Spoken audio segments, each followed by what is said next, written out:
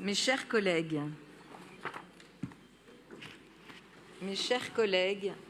chère famille Loret, chère Véronique, chère Théa, chère Esté, c'est avec une profonde émotion que j'ai appris la disparition de Thomas Loret, survenu le 24 septembre dernier, à l'âge de 53 ans.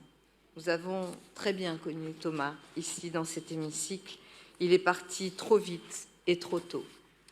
Thomas a consacré toute sa vie à la défense du service public, en particulier celui de la santé, à qui il a dédié sa vie professionnelle. D'abord en étant directeur d'hôpital à Sainte-Anne, Antoine Béclair, et la Porte Verte à Versailles. Il s'est battu sans relâche, et nous l'entendions ici, pour l'amélioration de notre système de santé, et en particulier dans la prévention et la lutte contre le cancer.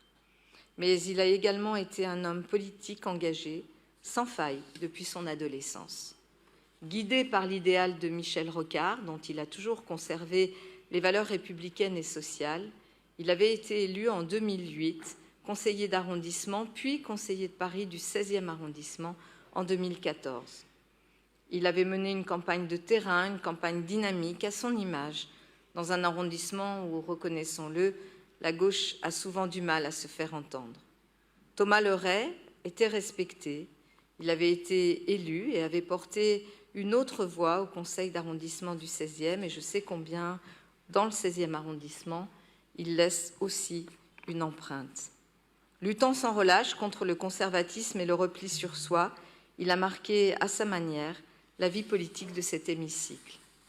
Chère Véronique, chère Théa, chère Esté, je vous présente au nom des Parisiennes et des Parisiens, au nom du Conseil de Paris, en mon nom, mes plus sincères condoléances. Thomas Loret était profondément attaché à Paris, aux valeurs défendues par le service public. Je conserverai le souvenir d'un homme généreux, attaché au bien commun. En son hommage, je vous invite à respecter une minute de silence.